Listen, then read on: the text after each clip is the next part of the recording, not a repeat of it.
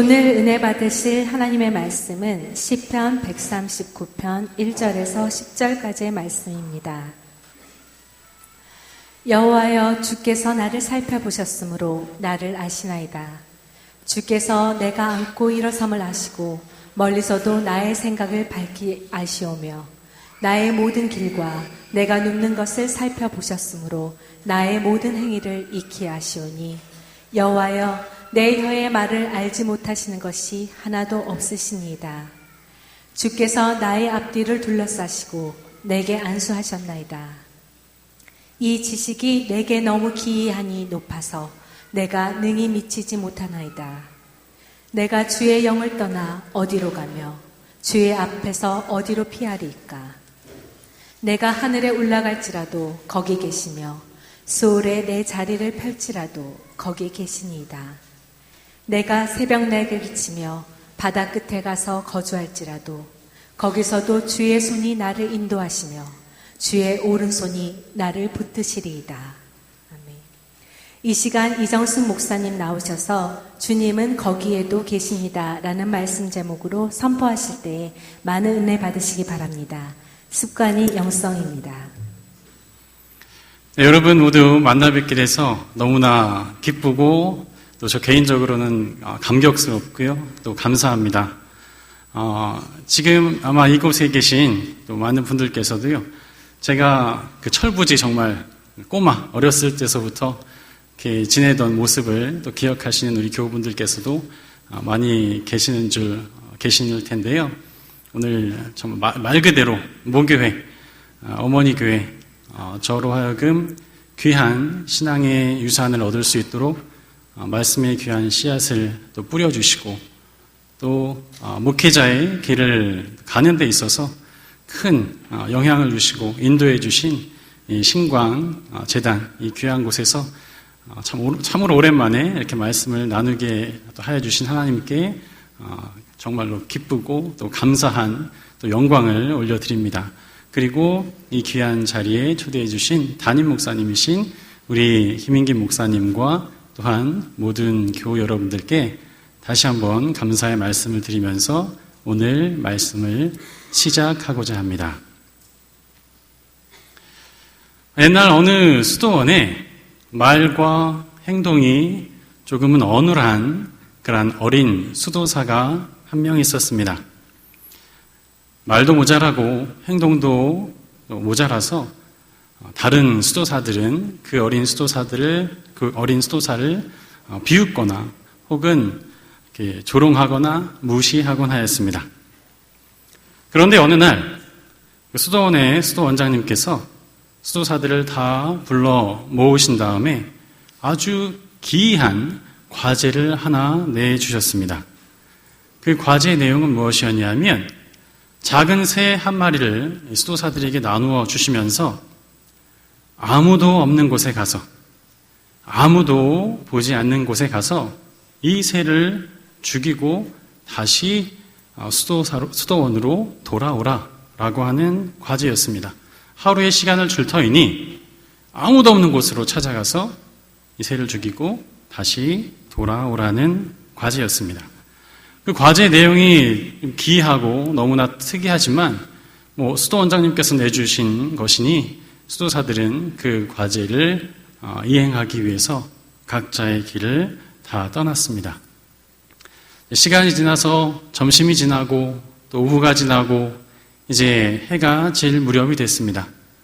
그러자 이제 흩어졌던 그 수도사들이 각처에서 다시 수도원으로 모여들었습니다. 그리고 이 수도원장님은 그 수도사들에게 어떻게 이 과제를 이행했는지에 대해서 물었습니다. 그러자 수도사들은 한 사람 한 사람 자신이 어떻게 이 과제를 수행했노라 이야기를 하였습니다. 네, 저는 아주 캄캄한 동굴로 찾아가서 거기에 가니까 정말 아무도 없기에 거기서 이 새를 죽이고 다시 돌아왔습니다. 또 어떤 수도사는 이야기합니다. 저는 저 멀리 아주 깜깜한 숲속, 정말 사람의 인적이라고는 전혀 찾아볼 수 없는 그러한 깊은 숲속으로 가서 거기서 이 과제를 수행하고 왔습니다. 자, 이렇게 모든 수도사들이 각자가 자신이 어떻게 그 과제를 어느 곳에 가서 수행했노라 라고 하는 것을 수도 원장님께 보고를 하였습니다. 자, 그런데 그 무렵 그 말이 어눌하고 행동이 어눌했던 그 어린 수도사가 멀리서 헐레벌떡 이제 뛰어오는 것입니다. 막 뛰어왔으니까요. 온몸은 땀 범벅이 됐습니다. 그런데 그의 손을 보니까 그 과제로 내주었던 그 작은 새 한 마리가 그대로 그 손에 놓여 있는 것이었습니다. 자, 그 모습을 본 다른 수도사들이 또 비아냥거리기 시작합니다. 아유, 저 바보 같은 녀석. 이렇게 쉬운 과제도 하나 또 이행도 못하고 하루 종일 그렇게 돌아다니더니 제일 늦게 와서는 그마저도 그냥 들고 왔네? 이렇게 비웃는 것이었어요. 그러자 수도 원장님께서도 그 어린 수도사에게 물었습니다. 얘야, 너는 왜 그냥 돌아왔느냐? 내가 과제를 내어주지 않았느냐? 그런데 하루의 시간 동안 왜 과제를 수행하지 않고 이렇게 다시 돌아왔느냐? 물었습니다. 그러자 그 어린 수도사가 이렇게 대답했다고 합니다. 네, 원장님. 저도 원장님께서 내주신 그 과제를 수행하기 위해서 아무도 없는 곳, 아무도 나를 보지 않는 그런 곳을 찾기 위해서 이곳 저곳 열심히 돌아다녔습니다. 자, 그런데 제가 아무리 그런 곳을 찾으려고 발걸음을 옮기고 또 옮겨보아도 그곳에는 하나님께서 계셨습니다. 하나님께서 저를 지켜보고 계셨습니다. 그래서 제가 이 과제를 수행하지 못하고 시간이 다 되었기에 그냥 이렇게 헐레벌떡 돌아올 수밖에 없었습니다. 이러한 대답을 했다고 합니다. 여러분, 이 이야기를 한번 생각해 보시기 바랍니다. 이 이야기에서 정말 과제를 제대로 잘 수행한 사람은 누구였을까요?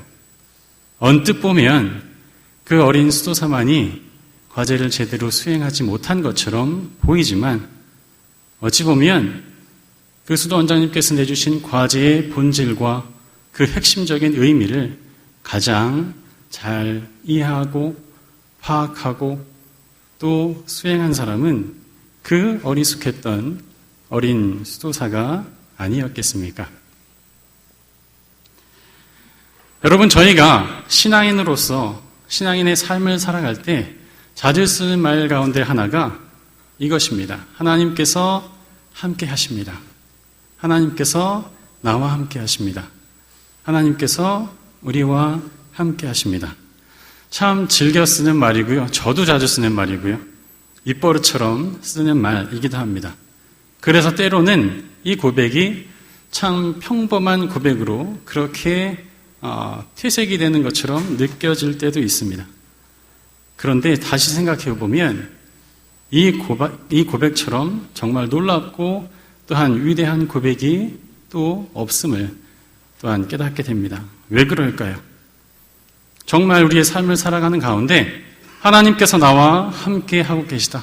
하나님께서 나와 언제나 늘 함께 하고 계시다라고 하는 것을 진실로 경험하고 체험하고 느끼면서 고백을 한다라고 하는 것은 사실 그 말처럼 간단한 일, 만만한 일이 아니기 때문일 것입니다. 오늘 저희가 시편 이 본문 말씀을 가지고 함께 말씀을 나눌 터인데요. 이 시편의 말씀을 보게 되면 여러분들께서도 이미 너무나도 잘 아시겠지만 각 시편은 각 시편마다 그 맨 위에 표제라고 하는 것이 붙어 있습니다. 작은 제목 같은 것이지요. 그래서 이 시를 이해하는 데 있어서 배경이 되는 내용 혹은 이 시가 언제 불려졌던 시라고 하는 내용, 그 시에 대한 짧은 소개 같은 그런 내용들이 이 표제 안에 등장합니다. 오늘 본문인 139편 말씀을 보면 그 표제는 이렇게 되어 있습니다. 지휘자를 따라 부르는 다윗의 노래. 그러니까 저희들이 1차적으로 알 수 있죠. 아, 이 시는 다윗이 부른 노래구나. 다윗의 노래였구나.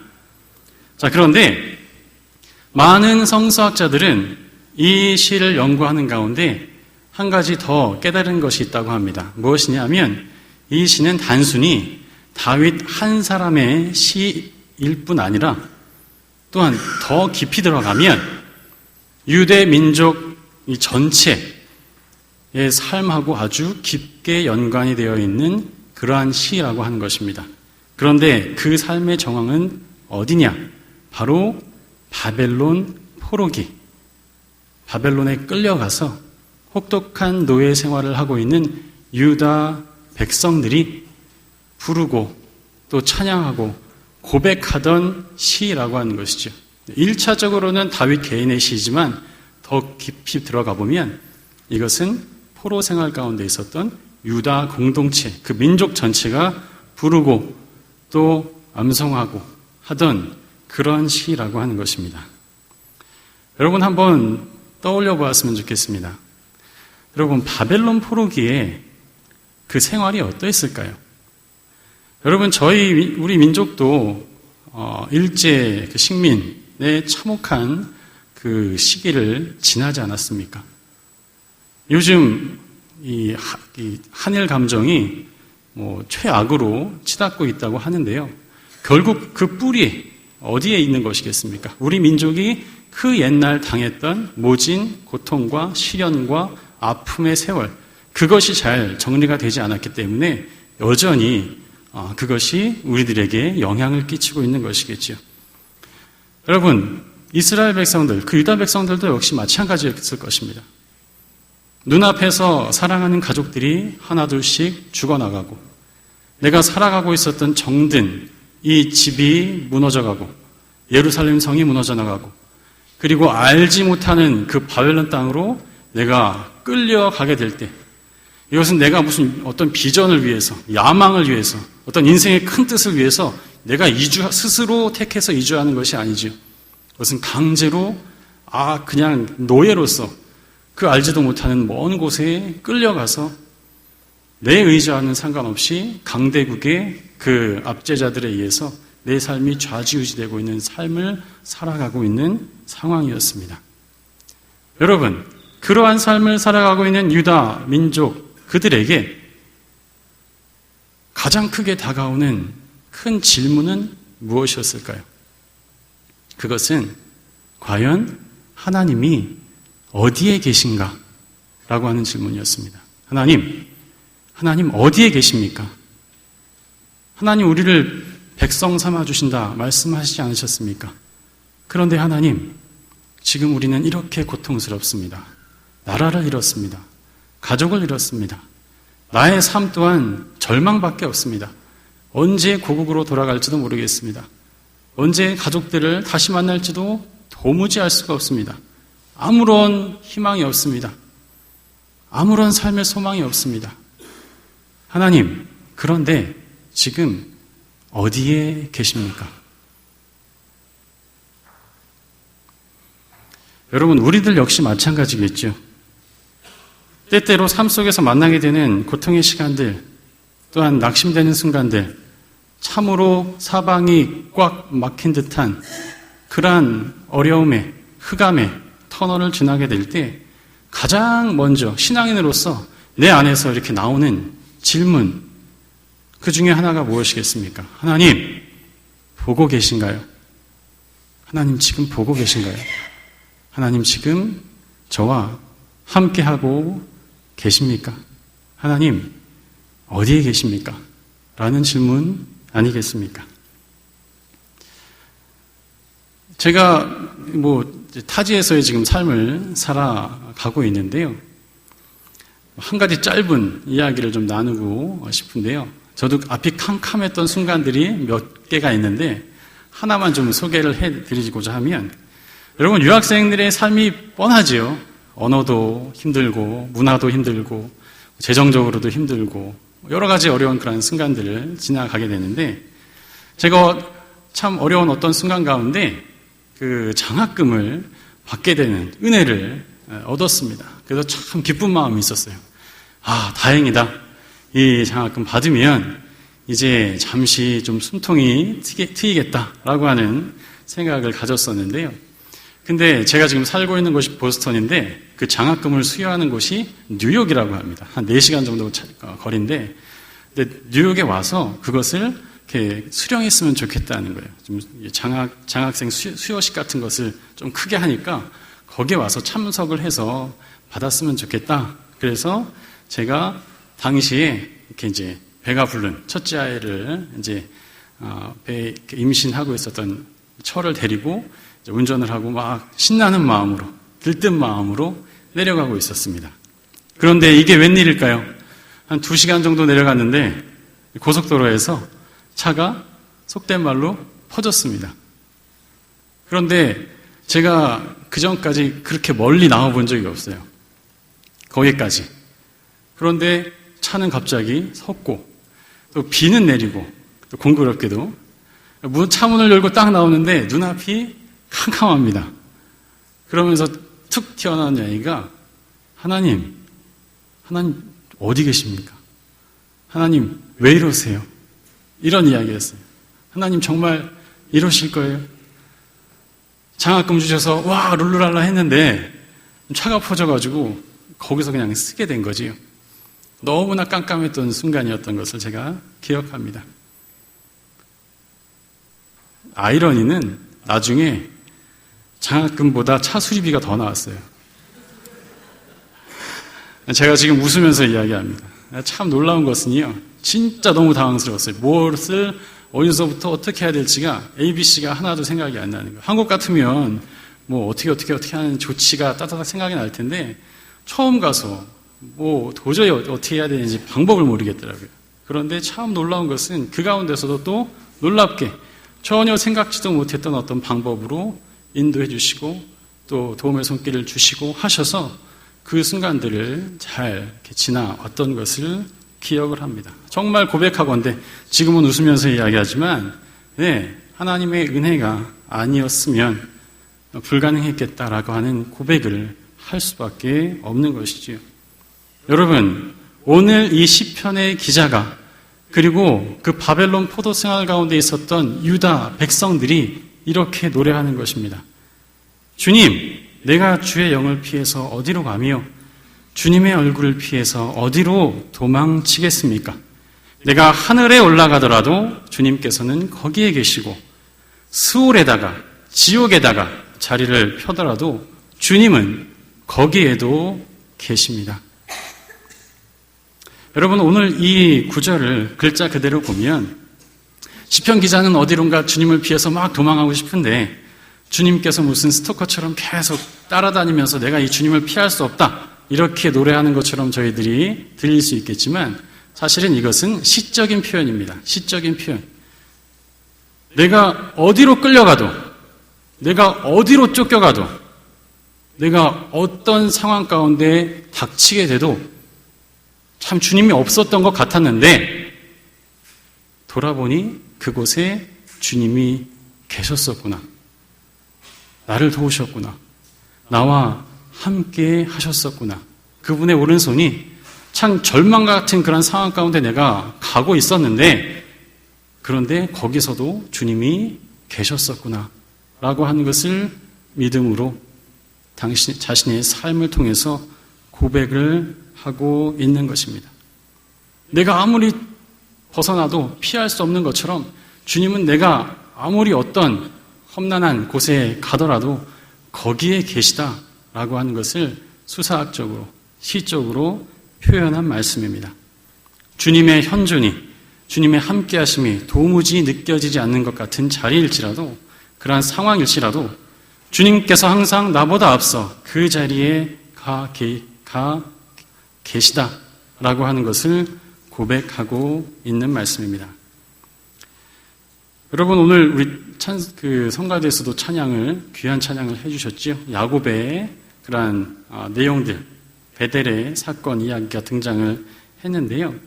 여러분, 창세기 28장 보면 베델 사건의 말씀이 등장합니다. 여러분, 야곱이 어떻습니까? 축복받겠다고 형 에서를 속였죠. 그리고 나서 그에게 당장 벌어진 사건이 무엇입니까? 정말 축복을 받은 것이 아니라 형이 내가 너 죽일 거야. 그래서 형을 피해서 그 정든 집을 떠나서 도망해야 하는 도망자 신세가 되고 말았습니다. 여러분, 에서는 들을 좋아하고 산을 좋아하는 사람이었지만 야곱은 집을 좋아하는 사람이었어요. 집 안에서 기거하기를 좋아하는 사람이었습니다. 그런데 자신의 뜻과 상관없이 이제 그 집을 나와야 하는 상황입니다. 형을 피해서 나와야 됩니다. 자, 그런데 그 집을 피해서 나왔더니 기다리는 것이 무엇입니까? 황량한 그냥 광야지요. 아무도 없습니다. 척박합니다. 어떻게 보면 자신을 공격할 수 있는 야생, 짐승들만 있는 그러한 곳입니다. 자, 그곳에서 해가 저물어서 이제 잠을 청하게 되었습니다. 차디찬 돌베개 하나 머리에 베고 잠을 자는 순간입니다. 그 마음이 어땠을까요? 그 심정이 어땠을까요? 아, 내가 축복받는다고 이 짓거리를 했다가 지금 무엇을 하고 있나? 내가 지금 얼마나 이 처량한 신세인가? 아마 그런 생각이 들지도 않았을까? 아, 참 외롭다. 난 집이 참 좋은데 내가 지금 여기서 이 추운 곳에서 무엇하고 있는가? 그러한 생각이 들지 않았겠습니까? 자, 그런데 그때 하나님께서 야곱에게 나타나십니다. 그리고 말씀하십니다. 야곱아, 나는 주 너의 할아버지 아브라함을 보살펴준 하나님이요, 너의 아버지 이삭을 보살펴준 하나님이다. 내가 너를 떠나지 않겠다. 자, 그 경험을 한 다음에 야곱이 어떻게 고백합니까? 주님께서 이곳에 계시는데도, 주님께서 이곳에 계시는데도 내가 그것을 미처 몰랐습니다. 네, 주님께서 이미 이곳에 계시는데도 내가 그것을 깨닫지를 못했었습니다. 그러나 이제 압니다. 이제 봅니다. 보이지 않지만 주님께서, 하나님께서 지금 나와 함께 하시고 이 처량한 가운데 있지만 그러나 주님께서 나와 여전히 함께 계십니다. 이곳이 이제 하늘의 문이 될 것입니다. 이렇게 고백을 하고 그곳의 이름을 베델이라 하지 않습니까? 여러분, 이 베델은 야곱의 신앙의 여정에 있어서 굉장히 중요한 장소입니다. 이후로도 그는 넘어지고 엎어지고 쓰러지고 하지만 그는 베델을 기억하면서 항상 하나님께로 돌아오기를 기억하는 그러한 신앙의 귀한 장소가 되는 것을 저희들이 기억합니다. 여러분, 오늘 나밖에 없고 참 힘든 그러한 순간들 저희가 지나게 될 때가 있습니다. 그러나 오늘 이 하나님의 말씀이 우리 가운데 강하게 역사하시고 임재하시기를 간절히 또한 소망하며 또한 축복의 말씀을 드립니다. 여러분, 영성 신학자 헨리 나우엔이 이러한 말씀을 합니다. 그리스도인들은 극심한 고난 가운데 빠졌을 때 하나님의 부재를 느낀다. 하나님이 계시지 않음, 하나님의 부재를 느낀다. 하지만 그때는 또한 하나님의 임재를 가장 강력하게 느낄 수 있는 때이기도 하다. 그렇죠? 내가 삶이 막 어려운 가운데 가고 있으면 우리는 하나님이 나하고 함께 하시지 않는 것 같아. 하나님이 도무지 계시지 않는 것 같아. 이렇게 생각할 수 있다라고 하는 것이죠. 하지만 이 헨리 나우엔이 말씀합니다. 바로 그 순간이 내가 할 수 있는 것이 아무것도 없고 정말 절박하고 처량하고 낙심 가운데 있는 그 순간 가운데서 놀랍게도 하나님께서 가장 강력하게 우리의 삶 가운데 함께 하시고 인도하신다라고 하는 말씀인 것입니다. 여러분, 이스라엘 백성들 역시 마찬가지였습니다. 그들의 실패한 역사, 고난의 삶, 너무나도 황량한 그 삶 가운데서 도무지 하나님 어디 계십니까? 이렇게 물었지만 그들은 결국은 깨달은 것이지요. 하나님은 우리가 하늘에 있을 때만, 잘 나갈 때만 계신 것이 아니라 우리가 스올의 자리를 펼지라도, 지옥과 같은 삶에 있을지라도, 바벨론의 이 힘든 상황 가운데 있을지라도 주님은 여전히 이곳에 계시구나. 그리고 우리를 지켜주시고 이곳에서도 우리를 인도해 주시며 그의 오른손이 우리를 붙들어 주시는 것이구나. 이렇게 고백을 하고 있는 것입니다. 여러분, 오늘 본문 말씀은 저희들에게 말씀하고 있습니다. 우리 신앙인의 여정은 하나님께서 계신 어떠한 특별한 곳, 그것만을 바라보고 그것을 향해서만 나아가는 것, 이기보다는 내가 서 있는 이 자리, 내가 서 있는 삶의 자리, 바로 그곳에서 하나님의 임재를 발견하는 것이다 라고 말씀하고 있는 것입니다. 네, 잘 나갈 때만, 내가 뭔가 정상의 자리에 있을 때만, 내가 또 높은 자리에 있을 때만 하나님께서 나와 함께 해주시는 것이 아니라 설령 내가 내리막길을 가고 있는 것 같은 그러한 순간 가운데 있을지라도 주님은 거기에도 계시다. 그래서 거기에서도 우리를 향해서 도움의 손길을 내주신다라고 하는 것을 오늘 본문 말씀은 우리들에게 이야기하고 있는 것입니다. 저희들이 한 가지 더 기억해야 할 것이 있습니다. 오늘 본문 말씀은 단순히 언제나 나와 함께 해주시는 하나님, 내가 어디를 가든지 나와 함께 해주시는 하나님만을 이야기하는 것이 아니라 한 가지를 더 또한 말씀하고 있습니다. 오늘 본문 말씀에는 저희가 함께 읽진 않았는데요. 제가 봉독을 해드리도록 하겠습니다. 같은 장의 23절, 24절 내용입니다. 시편 기자는 또 이렇게 노래합니다. 하나님, 나를 샅샅이 살펴보시고 내 마음을 알아주십시오. 나를 철저히 시험해 보시고 내가 걱정하는 바를 알아주십시오. 내가 나쁜 길을 가지 않는지 나를 살펴보시고 영원한 길로 인도하여 주십시오. 여러분, 이 고백이 무엇이겠습니까? 처음에는 나와 함께 해주시는 하나님, 내가 어디에 있든지, 어떤 상황 가운데 있든지, 어떤 모양으로 있든지 그 가운데 함께 해주시는 하나님을 노래했다면 이제는 내가 그런 하나님과 함께 하길, 내가 그런 하나님의 길에 함께 하기를, 그것을 고백하고 또한 기도하고 있는 것입니다. 나와 함께 하시는 하나님, 주님만 나와 함께 하시는 것이 아니라 나도 주님의 길에 함께하게 해주십시오. 주님과 동행하게 해주십시오. 그야말로 동행입니다. 여러분, 한 사람은 이렇게 가고 막 쫓아가는 것을 저희들은 동행이라고 하지 않죠. 동행은 서로가 같이 가야 합니다. 하나님께서 나와 함께 해주시고 또한 나 또한 하나님의 길에 함께 가도록 그렇게 주님을 향해서 발걸음을 맞춰 나가는 것이 동행의 삶이겠지요. 오늘 이 시편 기자가 오늘 시편을 통해서 한 가지 더 고백하고 있는 것은 결국은 나의 삶이 주님의 말씀 가운데, 주님의 선하신 뜻 가운데, 주님의 인자하신 그 뜻 가운데 거하도록 나의 삶을 인도해 주십시오. 저 또한 주님의 길에 서도록 인도해 주십시오. 라고 하는 고백인 것입니다.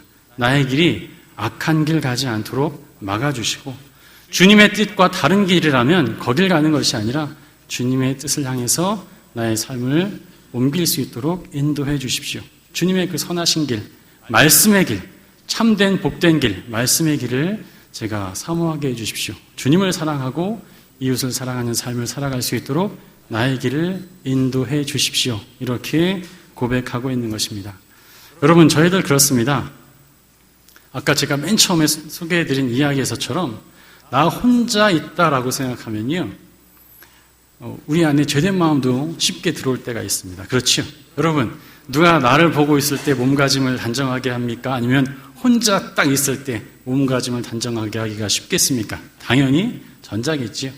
그러니까 오늘 본문 말씀은 하나님께서 나와 함께 해주신다라고 하는 어떤 축복과 은혜의 말씀이기도 하지만 나 또한 주님의 길에 서도록 그렇게 나를 지켜주시고 점검하게 하시고 인도해 주십시오라고 하는 그러한 말씀이기도 합니다. 여러분, 우리 교우들 가정에 가면 기독교 관련된 문구들이 이렇게 액자같이 이렇게 있는 경우들 많이 있지요.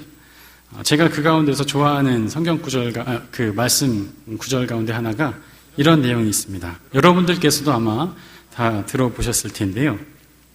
그리스도는 이 집의 주인이시요. 식사 때마다 보이지 않는 손님이시요. 모든 대화에 말없이 듣는 이시니라.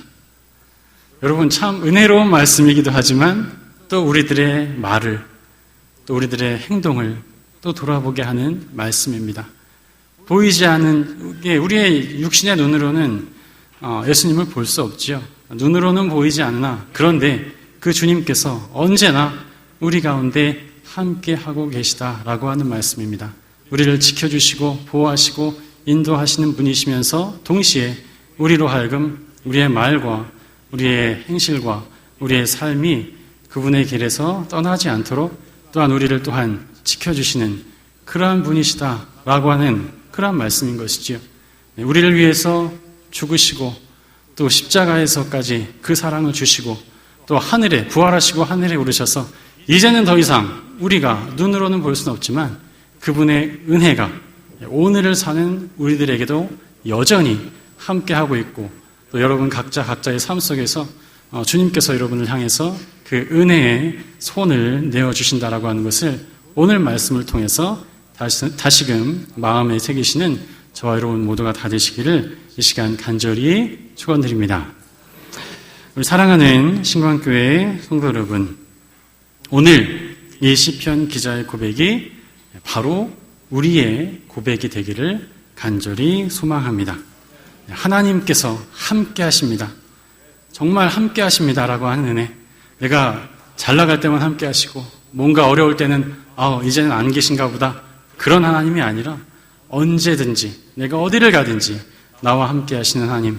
그리고 나 또한 내가 어떤 상황에 있든지 내가 어려울 때만 하나님을 붙잡고 어려울 때만 하나님을 찾는 그런 신앙이 아니라 어떤 순간에서든지 하나님을 찾고 하나님을 바라는 그러한 신앙, 그러한 믿음의 고백, 이 고백이 저와 여러분의 그 삶 가운데서, 10년 가운데서 온전히 나타나시는 그런 귀한 역사가 있기를 간절히 소망합니다. 우리 모두와 늘 함께 하시고 또 그리하여서 주님께서 주시는, 날마다 주시는 그 새로운 힘으로 우리들에게 주어진 믿음의 여정길, 때때로 어려운 길들도 만나게 되겠지만 그럼에도 주님 주시는 힘으로 다시금 일어서시고 그 귀한 여정길, 승리의 길로 걸어가시는 저와 여러분, 우리 모두가 다 되시기를 이 시간 주님의 이름으로 간절히 축원드립니다. 기도하겠습니다.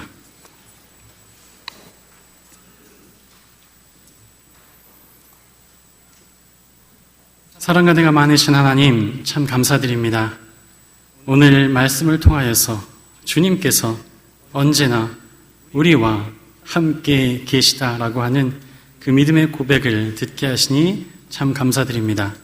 주님, 저희들 역시 저희들의 삶의 여정길 가는 동안에 때때로 낙심의 길, 또 절망의 길, 어려움의 터널을 지나갈 때에도 오늘 시편 기자의 고백처럼 이 가운데서도 주님께서 나와 함께 하시고 나를 붙드시고 그 오른손이 나를 인도해 주시는구나, 붙드시는구나, 이것을 온전히 체험하고 고백하고 또한 나눌 수 있는 저희들의 삶이 되도록 주님께서 붙잡아 주시고 인도하여 주시옵소서. 그리고 또한 주님의 그 길을 향해서 우리들의 삶의 발걸음을 옮겨나가는 신앙의 삶을 살아갈 수 있도록 도와주시옵고, 주님께서 사랑하시는 우리 신광지단, 신광교회에 속한 모든 교우들과 가정들을 주님께서 축복하여 주시고 언제나 함께 해주심의 은혜가 그 삶 가운데서 늘 떠나지 않고 늘 함께 하기를 주님께서 늘 축복하여 주시고 인도하여 주시옵소서. 감사드리며 모든 말씀 우리 주 예수 그리스도 이름으로 간절히 기도드리옵나이다. 아멘.